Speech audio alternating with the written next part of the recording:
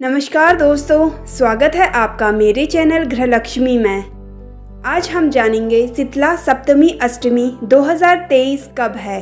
जानिए शुभ मुहूर्त, पूजा विधि और कथा और उपाय।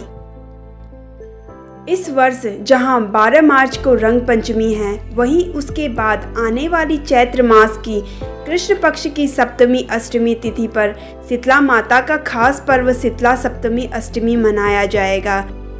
यह दिन माताओं के लिए बहुत खास है क्योंकि महिलाएं अपनी संतान की लंबी आयु और अच्छी सेहत के लिए यह व्रत करती है। मान्यताओं के अनुसार शीतला माता देवी भगवती दुर्गा का ही रूप है, अतः इनका पूजन करते हुए इस दिन माताएं ठंडा या बासी खाने का भोग लगाकर खुद भी यह ग्रहण करती है। शीतला सप्तमी तथा अष्टमी के एक दिन पूर्व ही कई प्रकार के पकवान माता शीतला को भोग लगाने के लिए तैयार करके अष्टमी के दिन उन्हें इन्हीं बासी पकवान को नैवेद्य के रूप में देवी शीतला माता को समर्पित किया जाता है। इसी के साथ जानते हैं शीतला सप्तमी और अष्टमी के शुभ मुहूर्त।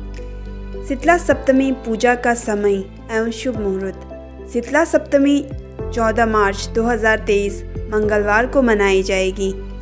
शीतला सप्तमी तिथि का प्रारंभ 13 मार्च रात 9:27 से शुरू होगा, जो कि समापन 14 मार्च रात 8:22 पर होगा। शीतला सप्तमी पर पूजन का शुभ मुहूर्त सुबह 6:33 से शाम 6:29 तक का रहेगा। कुल अवधि 11 घंटे 56 मिनट की मिल जाएगी। इसी के साथ जानते हैं शीतला अष्टमी 15 मार्च 2023 दिन बुधवार को रहेगा।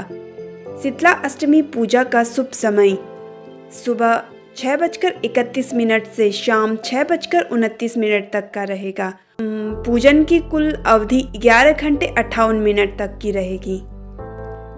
अब इसके आगे जानते हैं पूजा की विधि। शीतला सप्तमी अष्टमी के दिन सुबह जल्दी उठकर माता शीतला का ध्यान करें। शीतला सप्तमी के दिन व्रती को प्रातः कर्मों से निवृत्त होकर स्वच्छ व शीतल जल से स्नान करना चाहिए। स्नान के पश्चात संकल्प लेना चाहिए। संकल्प के पश्चात विधि विधान तथा सुगंध युक्त गंधों व पुष्प आदि से माता शीतला की पूजा करें। सप्तमी के दिन महिलाएं मीठे चावल, हल्दी, चने की दाल और लोटे में पानी लेकर पूजा करती हैं। माता शीतला को जल अर्पित करें और उनकी कुछ बूंदें अपने ऊपर भी डालें। जो जल चढ़ाने के बाद जो जल बहता है उसमें से थोड़ा जल लोटे में डाल दें। यह जल पवित्र होता है, इसे घर के सभी सदस्य अपनी आँखों पर लगाएं। थोड़ा जल घर के हर हिस्से में छिड़कना चाहिए, इससे घर की शुद्धि होती है। इसके पश्चात एक दिन पहले बनाए हुए बासी खाद्य पदार्थ, मेवे, मिठाई, पुआ, पूरी, दाल, भात आदि का भोग लगाएं। ज्ञात हो कि शीतला सप्तमी के व्रत के दिन घरों में ताज़ा भोजन नहीं बनता है, अतः भक्त इस दिन एक दिन पहले बने भोजन को ही खाते हैं और उसी को माँ शीतला को अर्पित करते हैं। तत्पश्चात शीतला स्तोत्र का पाठ करें और कथा सुनें। कथा पढ़ने के बाद माता शीतला को भी मीठे चावल का भोग लगाएं। रोगों को दूर करने वाली माँ शीतला का वास वट वृक्ष में माना जाता है, अतः इस दिन वट की पूजा भी की जाती है। कई स्थानों पर शीतला सप्तमी को लोग गुड़ और चावल का बने पकवान का भोग लगाते हैं। पूजा करने के बाद गुड़ और चावल का प्रसाद का वितरण भी किया जाता है।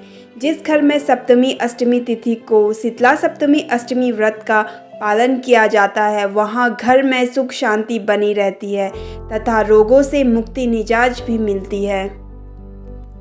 इसी तरह चैत्र मास के कृष्ण पक्ष की अष्टमी तिथि पर भी देवी माँ शीतला की पूजा करने का विधान है।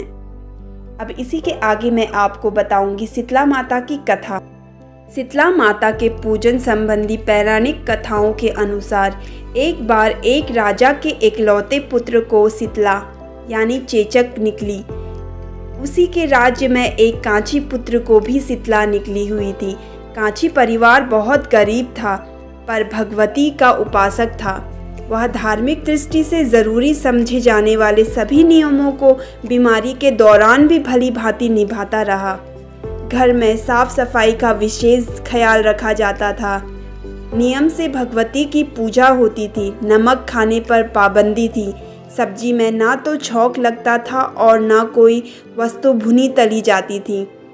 गर्म वस्तु ना वह स्वयं खाता, ना शीतला वाले लड़के को देता था। ऐसा करने से उसका पुत्र शीघ्र ही ठीक हो गया।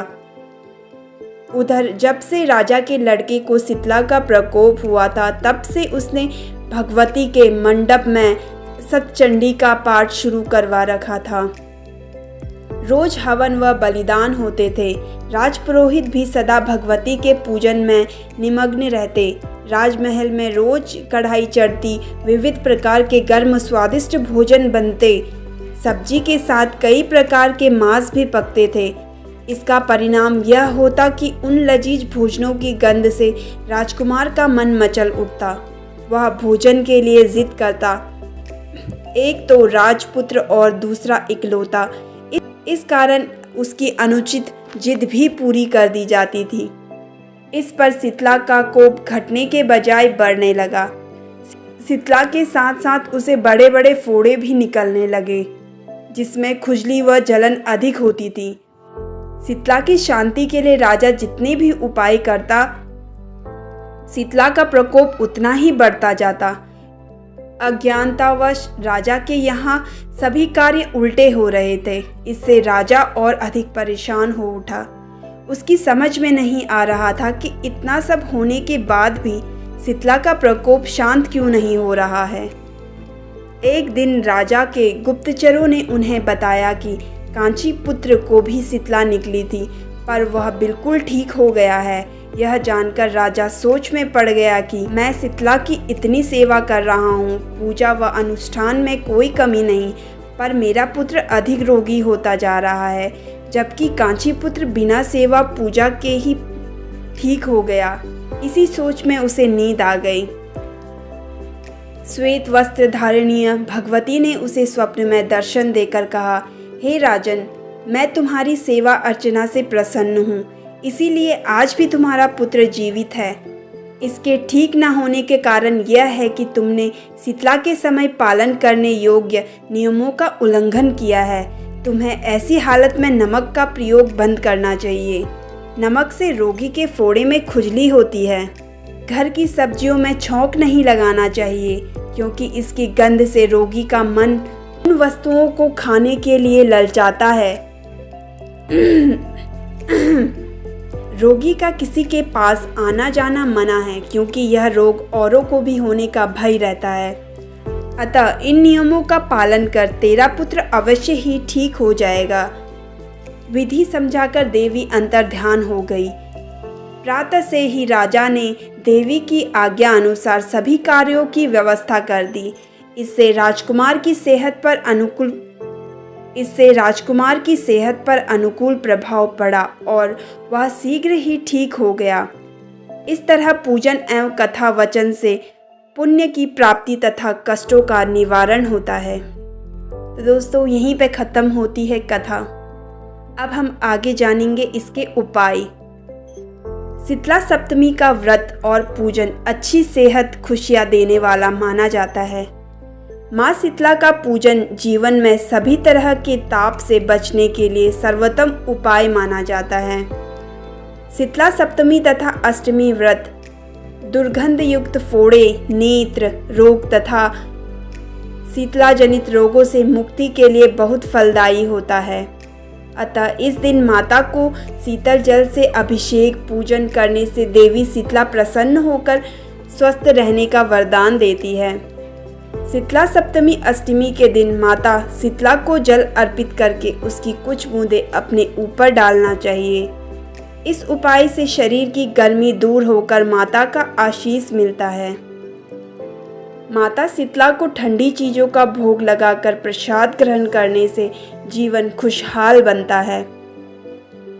तो दोस्तों, कैसी लगी आपको मेरी ये जानकारी कमेंट करके ज़रूर बताइए। और अगर आप मेरे चैनल पर नए हैं तो मेरे चैनल को सब्सक्राइब कर लीजिए। धन्यवाद।